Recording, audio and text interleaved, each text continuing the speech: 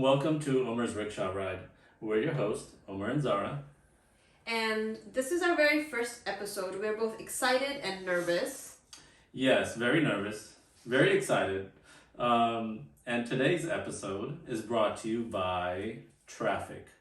We live in the Bay Area. Traffic sucks. I was driving through Berkeley at 12 o'clock on a Friday afternoon. And yes, it sucks. What happened? I was late to pick up our daughter Okay. to take her to the doctor's appointment. Okay. Was supposed to be there by 12:29. Was there anything interesting that was happening? Was it a San Pablo that was really bad? No, it was a highway. Oh. Yeah, Highway 80 in Berkeley. Oh. Well, I am mindful to not take Highway 80 in the afternoon. Yeah, but it was barely afternoon. It's still afternoon. Oh, traffic sucks. 80 is nice in the morning, but in the afternoon it's just not a good idea. Yeah. And I never do it. I know that the 580 can take a little bit longer, but I think it's just better option. So what's bringing you here today? Well, I am sleep deprived. I will say that. Quite sleep deprived. That's what you had said. Sleep deprivation. Yeah. Yeah, and I'm really feeling it. It's like top of mind for me. Mm-hmm. I guess fun was had last night. Well, welcome to our show once again. Come find us on Twitter. Omar's Rickshaw is our Twitter handle. We have a Discord and a Patreon. Come hang out with us on our Discord. Is probably the best way to connect with us. There's a link on our Twitter bio. So yeah, we hope to see you on Discord. Give us your feedback. We suck at this, probably. Who knows? Let us know if our voices suck, if our background sucks, if the sound sucks, if the video sucks. Or also tell us if it's awesome too. We'd love to hear that. Yeah, I don't know how much I want to hear people tell us that we suck. Because sucking sucks. You know what I mean? Yeah. Like, we're new at this. We're trying something. Mm-hmm. We do suck. And we know that, right? So to have it be put in our face, like, feedback is welcome. But our background, whatever, you know. Our voices, whatever. Mm-hmm. We probably are being more, self-conscious about it than other people will. Yeah. Yeah. So, don't tell us if we suck too bad. We want to keep going. We want to keep going. We're really hyped for Miss Marvel, and we'll be doing a deep dive for that show. And that is sort of the motivation for us to even start a podcast. Right, Omar? Yeah. When we had talked about doing something like this for a while, with Miss Marvel coming out, I think that really inspired us to do this. There's not a lot of people like us putting out this kind of content. We think we have our own perspective, and we'd love to, I guess, build a community around it. Yeah, and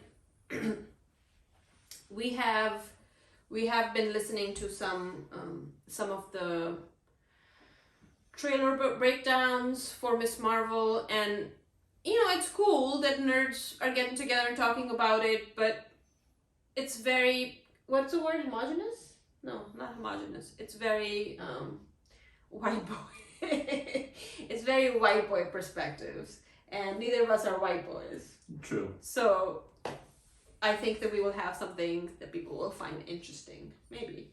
True. So to get started, we're going to be looking at Kenobi. Super excited to see Ewan McGregor again. And how do we feel about seeing Hayden Christensen?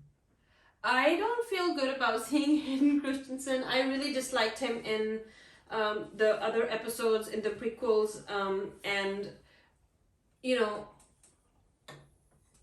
things have changed over the years. I hope for him, and that the performance that he brings is different. Mm-hmm. I know that there's nostalgia in seeing him again, and I did feel that always Star Wars is bringing the nostalgia home. I think I just feel bad for Hayden. Because he was just Anakin was just so bad in the prequels. From the writing to, yes, his acting. Yeah, and I don't know if maybe it was just that both actors, the child actor for Anakin and Hayden Christensen, they just irked me. There was something weird about, because I like the character. I love Anakin Skywalker. I think. Yeah, the complete arc is great. We Yeah. really liked him in the Clone Wars. Yeah, and the Clone Wars really showed the transition in very subtle ways, and it was really good. But with the movies, it wasn't subtle. Mm-hmm. It was, like Pakistanis would say, like overacting, which is overacted, Mm-hmm. like melodramatic even, just weird. So I'm not feeling like 100% excited, but I am curious to see how different it is this time. Yeah. Yeah. One thing Star Wars has a common theme with is whiny white boys. From Anakin to Luke in Episode 1, and even with Ezra in the Rebels show. So going into Kenobi, I think you and we have different foundations set. Yes, For absolutely. I guess this universe of Star Wars. I have been a nerd since the 80s, 90s, and was super and in high school I read a lot of the novels that were out in the 90s, starting with the Timothy Zahn books, then moving on to college with the prequel trilogy coming out. Was super hyped. Me and my friends at the time, we camped out all night to get tickets. I think just for the purpose of camping out and having fun. But yeah, since then I watched all the cartoons, like the Clone Wars and Rebels, Bad Batch. Read some of the comic books. I've read most of the books that have come out since Disney purchased Lucasfilm. You a big nerd. I'm a bit of a nerd. A bit of a nerd? You're a big nerd. No, I haven't read all the comic books. I haven't read all the books. Yeah, but you're a good level of nerd. I feel. You just hid it from me. I you put just hid down. it from me. I put down. I took a pause on the second Thrawn trilogy, the new Thrawn trilogies by Timothy Zahn, to start reading The Expanse. So I guess that does make me a bit of a nerd. Yeah, just a bit. Yeah, but it's good, right? And because I am not hip with I wasn't hip with American nerd culture. I feel like, I kind of got into it too. You've watched all the Star Wars movies. Yes, and all the new shows. Yes. The live action shows, Book of Boba Fett, The Mandalorian. You've I don't think you've seen all of the Clone Wars. I think you saw the first few seasons. Yeah, I didn't finish the Clone Wars. No. Yeah.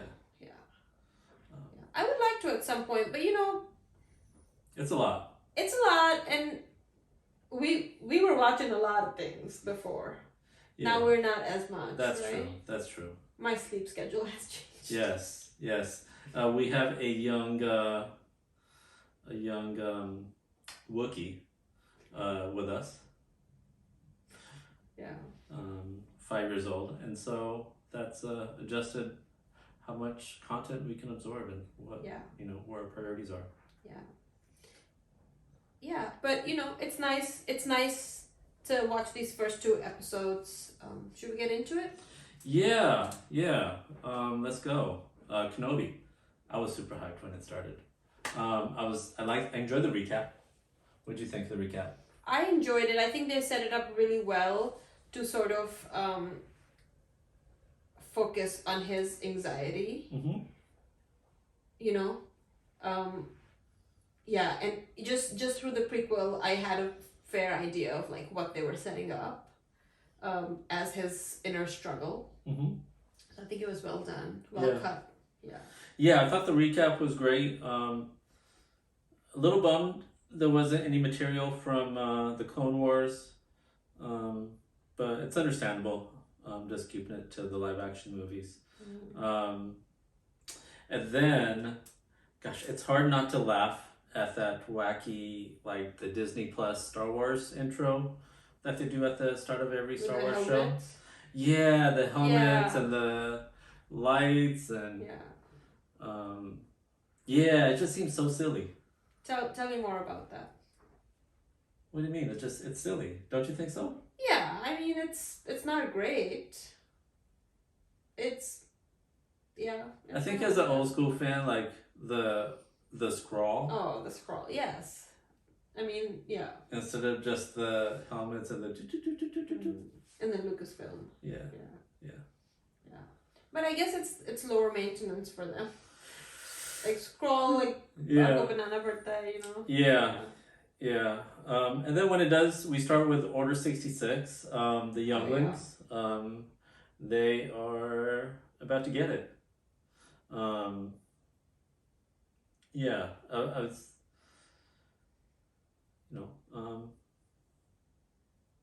going back to episode 3, we're used to just imagining Anakin going in and killing all the kids.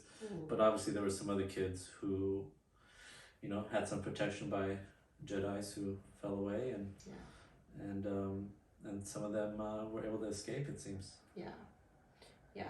I like that they started with that. Mm-hmm. Yeah. And then we jump ahead 10 years, which is roughly halfway to episode 4. Yeah. So I think there's about a 20-year difference. Between when episode 3 ends and when episode 4 begins. So yeah, we're halfway there. Yeah. It was cool to see a lot of the material that came in from the trailers, like the Grand Inquisitor, their ship touching down on Tatooine. One thing I enjoyed watching the Grand Inquisitor in Rebels. This guy didn't feel like him as far as how he moved, his physical stature seemed a little different than the Rebel show. And I understand that's a animated show, but yeah, The vibe, yeah. Even how he carried himself seemed a little more grand in that Rebel show. Yeah, and yeah, I don't know. We'll talk about his grandness or the lack thereof. Without having watched The Rebels or read the comic books, I think it's the Vader series that goes into some of the Inquisitors and how that all started. Like, what was your perception when you saw them?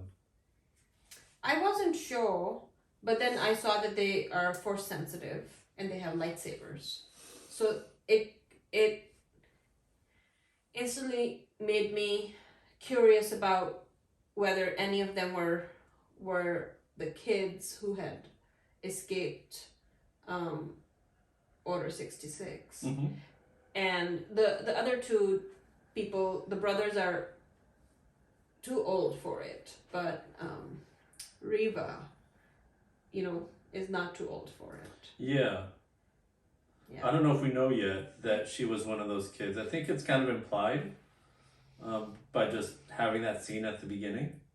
The Grand Inquisitor, I believe we know already in the canon that he was one of the temple guards from the Jedi Temple. The fifth brother, I'm not too sure about. Yeah, they have other, I forget the names, whether it's Ninth Sister, Seventh Sister, some of the others that have shown up in other places. Yeah.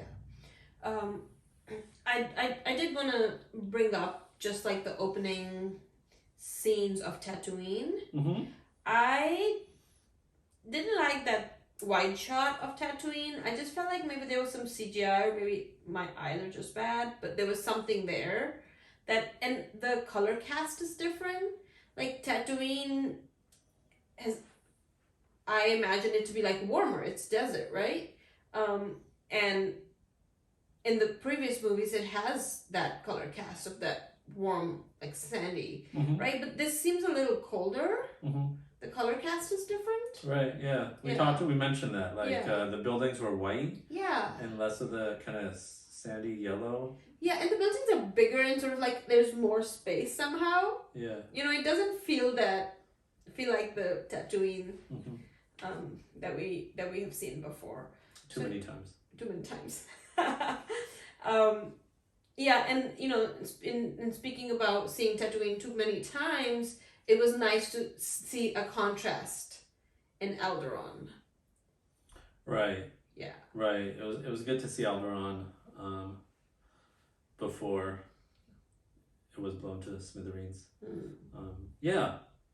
Overall, just the way they just portrayed both planets, like I was a little unimpressed with the CGI, especially in episode 1, with how Alderaan and Tatooine were portrayed. Like Alderaan seemed kind of plastic.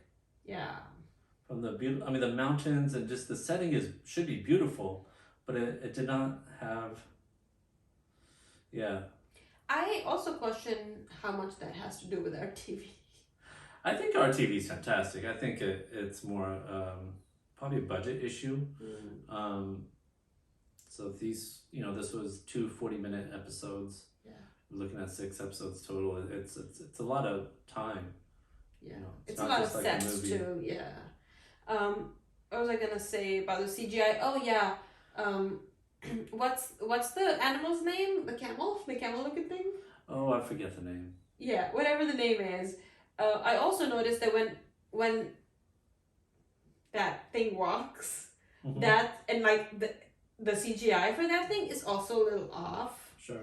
Yeah, the CGI in general is a little off, but I feel like with these TV shows, even with the Marvel TV shows, I guess there's less money to be spent on these things, and the CGI can be a little not as good quality.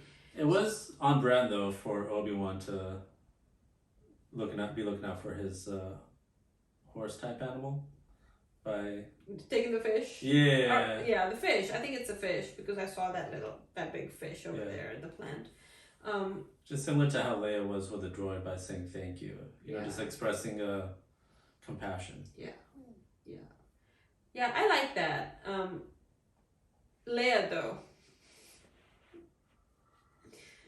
I think she's a brat, but yeah. Before we get to Leia, Obi-Wan, what did you think of them setting him up, kind of like how Rey was on Jakku? Yeah, it was very.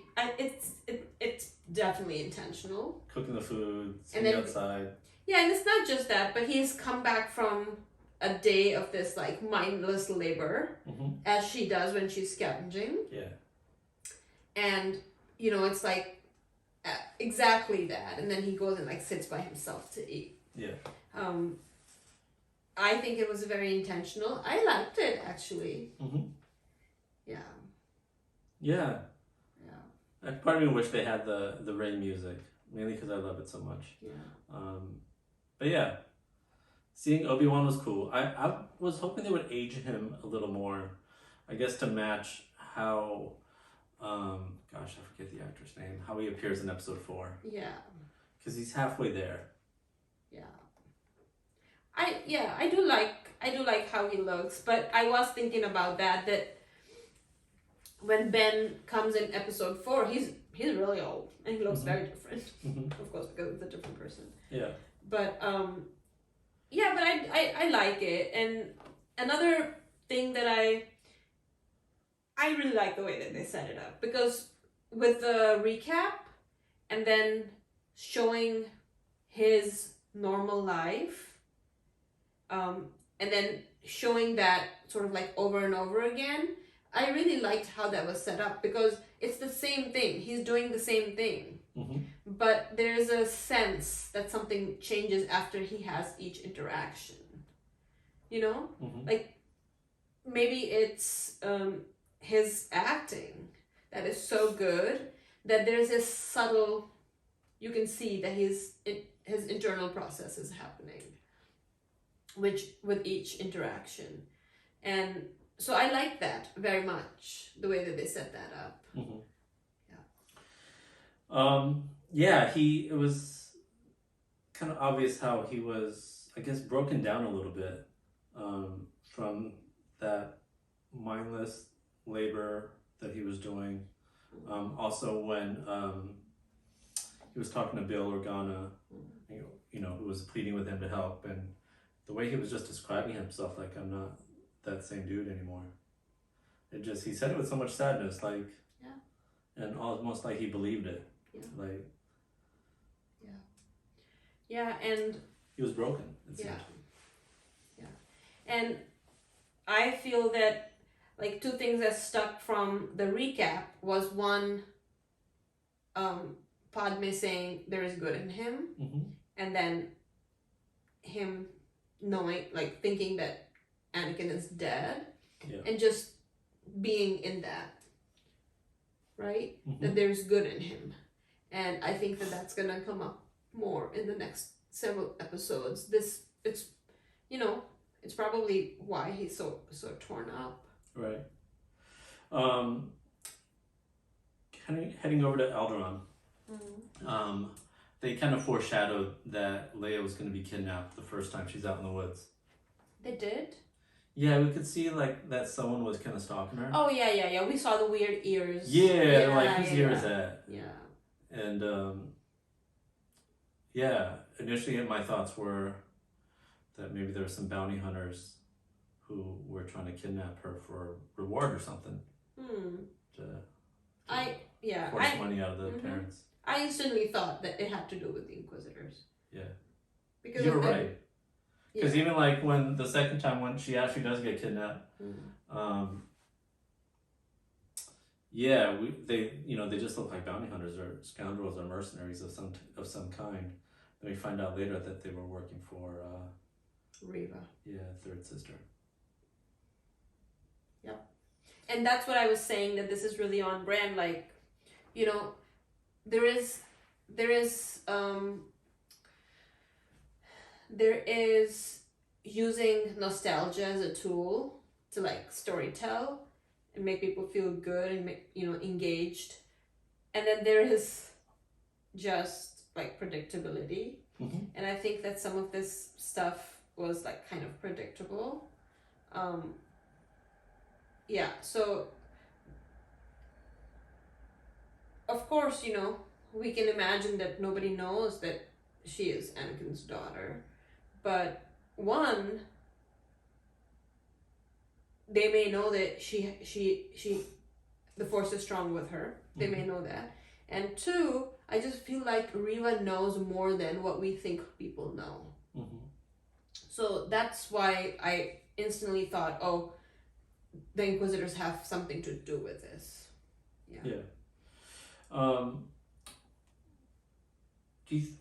I wonder if there's something more going on to Reva, third sister, going rogue. I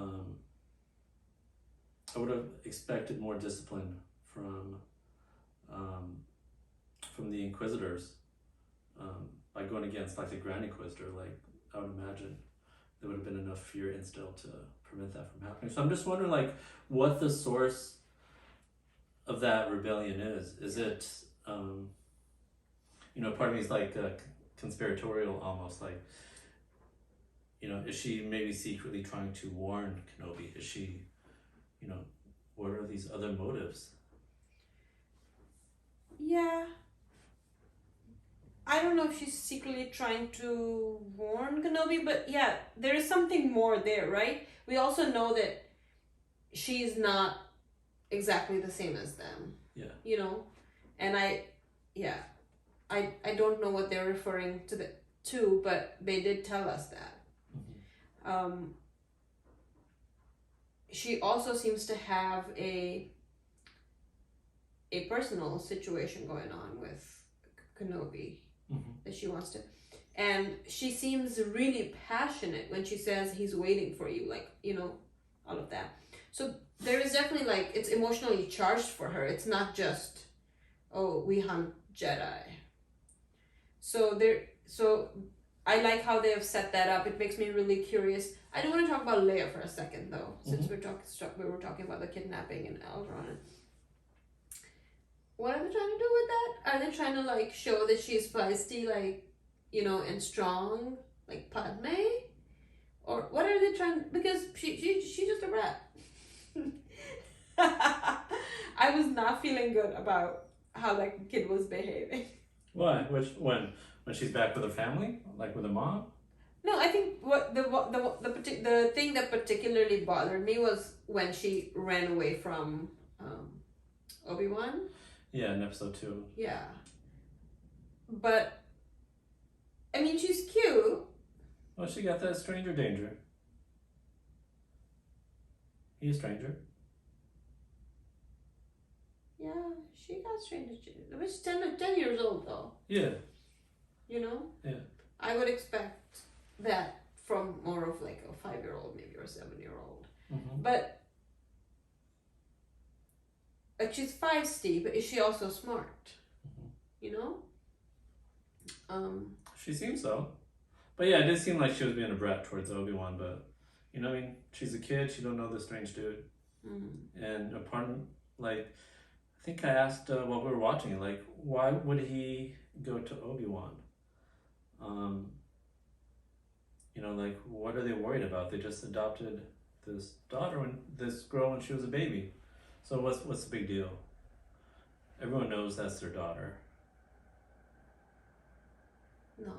What do you mean? The cousin said, "Oh, you're not even a real Yeah, guy." she's adopted. Yeah. Yeah, they all know she was adopted. Mm-hmm. I think they could have fabricated from where. She ends up becoming senator later. Yeah. So why this need to hide?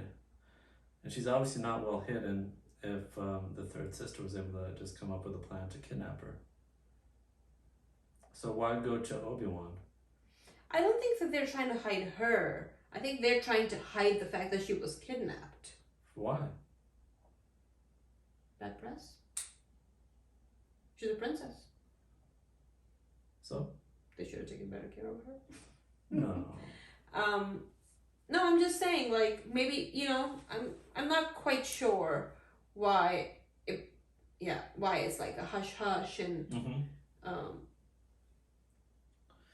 yeah, maybe they did keep her under wraps and, you know, her existence under wraps, and the result of this series will be like, you know, everyone now knows that they have a adopted daughter. Because you know, she is, as she grows, she will be part of the government. Yeah. You know, there was a book I read, one of the novels that came out several years ago about her as an adolescent and just getting involved in Senate stuff. Yeah. So since we're on episode 2, I was really excited to see what's his name, Kumail Nanjiani in the trailer. Like, you know, there's another Daisy in the Star Wars world. Yeah. But we didn't know how he would be portrayed. So when we first see him, we think, is he a Jedi? What? That's cool. And Daisy Jedi? And like, oh no, he's just this shady dude. Yeah. Scamming people. Yeah. But he's not a bad dude. No, he's just hustling. Yeah, he's a hustler. I was excited to see him too. And because he's pretending to be a Jedi, he's kind of dressed like that. So in the trailer? In the trailer. So like that was, you know, that was a point of curiosity. But I just really liked to see him because in this tense situation, you know, he brought like comic relief in a very Kumail Nanjiani way. He steals the scene wherever he is. And I could talk lots of ish about Kumail Nanjiani for lots of reasons, but I will say that in the Eternals, he kind of like saved it for me. And yeah, so I was really happy to see him. I actually really think that it was a fun episode. it was a fun episode, but it was a fun role. It was Yeah. a fun sort of like snippet. Yeah. That they added, and that he was the actor in that role. I really liked episode 2 compared to episode 1. Yeah, I really liked episode 2 also. I am also wondering, what is Kumail Nanjiani's character, Haja's motive to help people who the Force is strong with? Mm-hmm. Because he says to that woman, we have to protect this boy. So even though he's hustling, and then he brings that up with Kenobi, and he says, if I knew who you were, why? So that's the other thing that I'm wondering too. And he risked his life. Mm-hmm. And then he was pretending to be Kenobi. Yeah. So I really did like that. That was very Kumail Nanjiani. Yeah, it was good. Yeah. Episode 2, I think what helped is it being contained on that one planet. Yeah. Where the sun don't shine, apparently. I mean, the sun never came out. It seemed like dark. Yeah. Don't know why. And then he even said, we have to get you back to the palace before nightfall. And I was like, this is nightfall. On a different planet. Yeah. Yeah. Yeah, more of Third Sis being rogue. Of course, she gets caught by the Grand Inquisitor.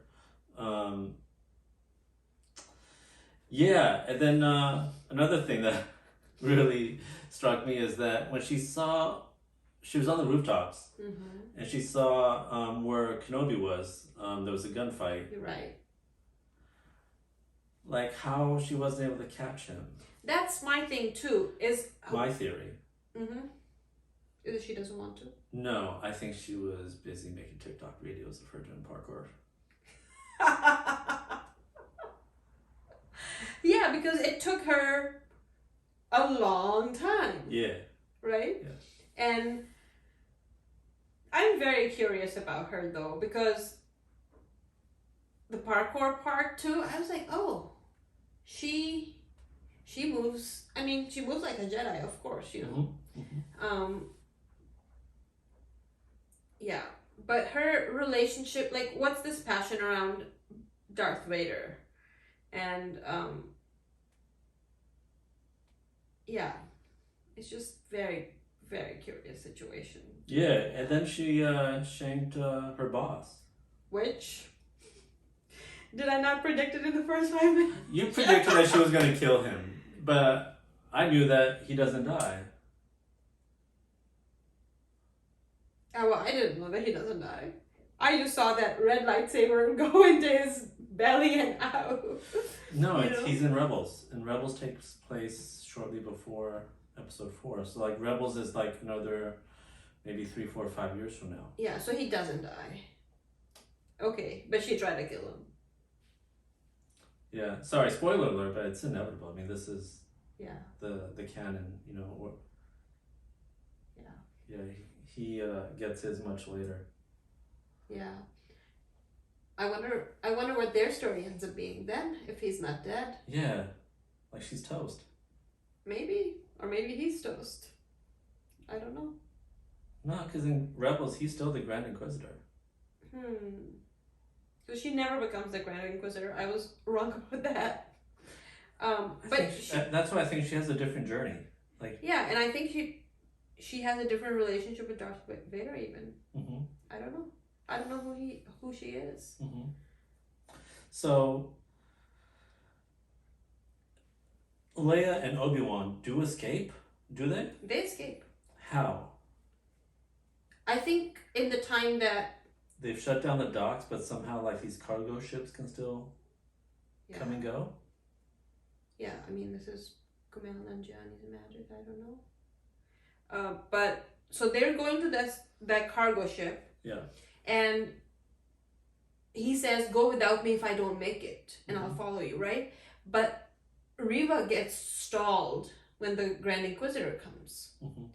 So I think in that time, he gets on the ship, but he hears her, and we see that he's absolutely distraught. Yes, because he finds out the Anakin is alive. Yeah. Yeah. And how does she know? Because Well, that's a that's a good secret. question. That's a Yeah. secret that the Empire doesn't let out. Mm. Like there's very few people who know, other than Yeah. Palpatine. Tarkin has his assumptions. He basically knows. Grand Admiral Thrawn kind of knows. Yeah. So she's in the inner circle somehow. Yeah. You know, there's something more to her character, which I'm very looking forward to finding out. Mm-hmm. Yeah, and I think she acts really well. Yeah. We were kind of pleasantly surprised how, or at least I was, like that in these 2 episodes, a lot of this story has been about Leia and then also third sister. Yeah. Well, Star Wars is talking about girls. Much more than, let's say, episode 3, which Yeah. I think, was mostly just crying Padme. Oh gosh, please. Yes, so here we are. We have 6 episodes total. Okay. These 2 episodes are out. I was under the impression that they would always be Fridays, and since we have Fridays off, it was going to work out fantastically. Yeah. But they'll be on Wednesdays. Oh no, I did hear that. Yeah. That it's going to be on the same day as Miss Marvel. Of course, you know it's gonna end in. So Friday was because of Star Wars Celebration. Okay. Which I'm so jelly. The Anaheim one? Yeah. Yeah. You could have gone. We'll go sometimes. Yeah. I mean, we have family down in SoCal, so, we of course have a place to stay.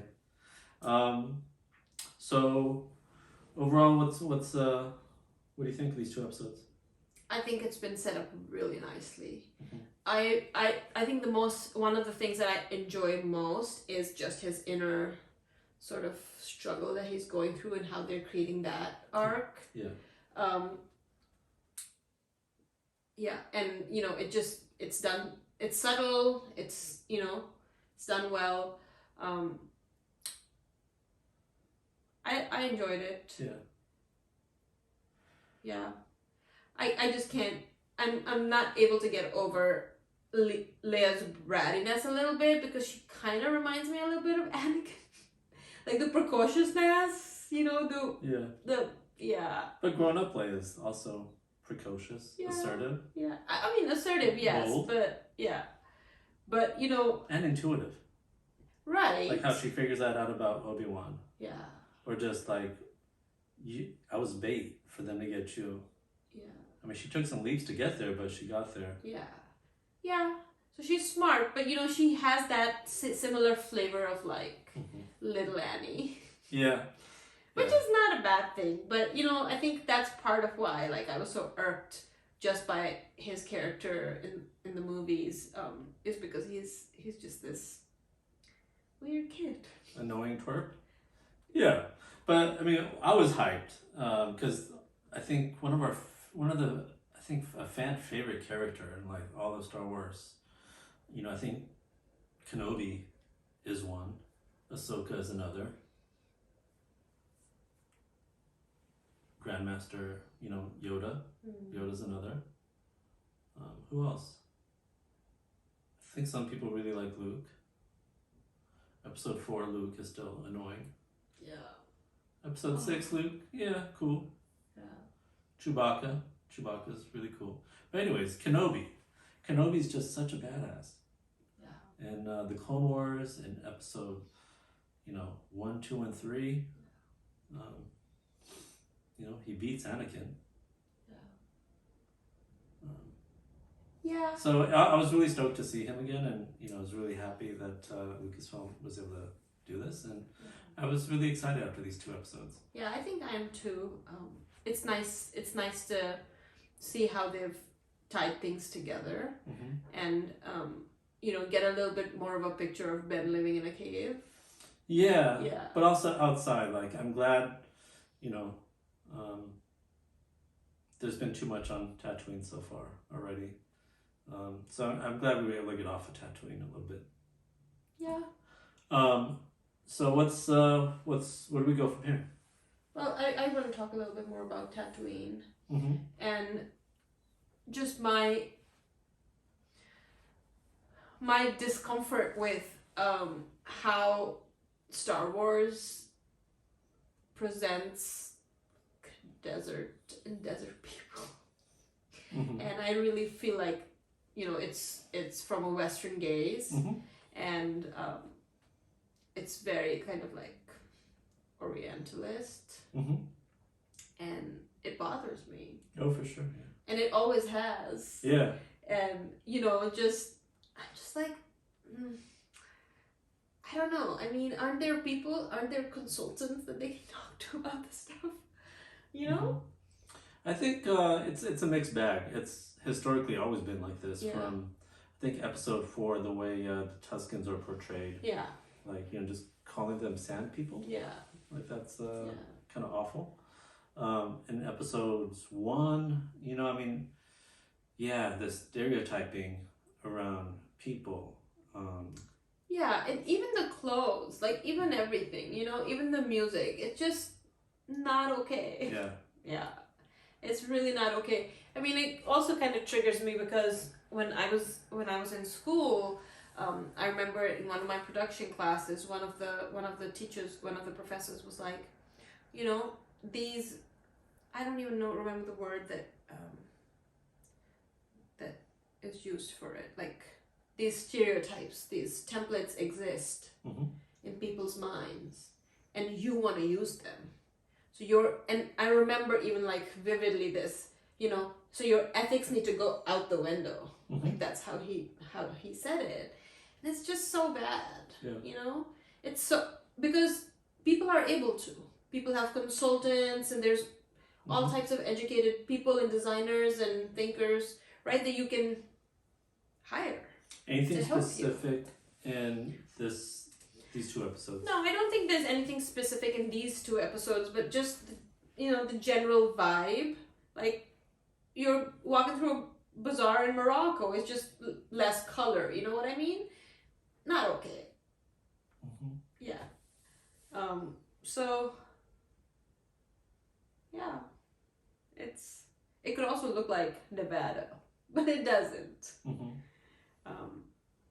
I mean, some places may look like Nevada, but so that's definitely like something about Tatooine specifically that I find them to make it a certain way, you know, and then associate things like hustling and like this type of, you know, trade or like criminal activity or the underground economy, right?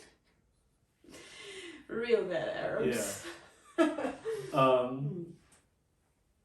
Yeah. So that's just kind of like something I needed to get off my chest for the last several years. I think For sure. Yeah. No, Star Wars can be terrible. Yeah. Has been terrible. I think they're trying to take a different path, and change can sometimes be slow. Yes, particularly when people are attached to these things, right? This is a universe that people are really all about, and Americans can be very serious about their attachment to, you know. Some of the blowback to the sequel trilogy was that it didn't reflect, you know, what they enjoyed. From the original trilogy. Right. Was a story about this white boy. Yeah, you're right. Change can be slow, and we have seen things happen differently, slowly. I mean, even focusing on Leia in this, or on Leia's story, or, you know, bringing her in the way that they did, I think that's a step over Anakin's and Luke's story. Yeah. There was something else I was thinking about. Okay. Well, we'll be back, hopefully. We will be back. Okay. Are we gonna be back with more Obi-Wan though? What's on deck for us is another Obi-Wan episode for next week, and then also before Miss Marvel begins, we will have an episode focusing on hyping up Miss Marvel. Yeah, that sounds really good. For people who want to hear more of us or more from us, can subscribe. Go to our Patreon. Where else can people go? We will have a YouTube channel set up. Definitely we'll have everything up on our Twitter. Omar's Rickshaw is our Twitter handle. Discord, find us on Discord. We'll have a YouTube channel, and there's a Patreon. The link for the Patreon will be, I guess, probably on Twitter. It's not there right now, but I'll get it there from on Twitter, on Discord. That's how to reach out to us. I'm not personally on social media too much individually, so I don't, have like individual accounts on Twitter, Instagram that I reach out to or do much with. But you can reach out to us, on our Twitter, and on Discord. Yeah. I have a question for you before we go though. Why Omar's Rickshaw ride? It was your idea. Why? I should be asking you. You said yes to it. Well, you came up with it. I was just shooting the I was just coming up with stuff. Omar's Rickshaw ride, because it's I don't know. Well, it's a fun time, bumpy I think journey. Our first option was wanted to call this like Daisy Nerds podcast. Yeah. But there's a guy on YouTube, Daisy Nerd, who does cool work. Check him out. Do gets views. So this was too similar of a space to kind of take that name. Omar's Rickshaw ride. In the end, or as we go forward, as we move the channel forward, it may be, it may grow into different areas. We may venture into doing podcasts about politics or about mental health, about whatever else, and you yourself may also venture out doing your own YouTube videos, right? Yeah, we'll see about that, but I do think that this is something that I hope to see continue, because as I always say, when you make burgers, the world needs some of this. Maybe this will turn into a cooking show. Thanks for hanging out with us, and we will see you all next week. Bye. Okay, bye.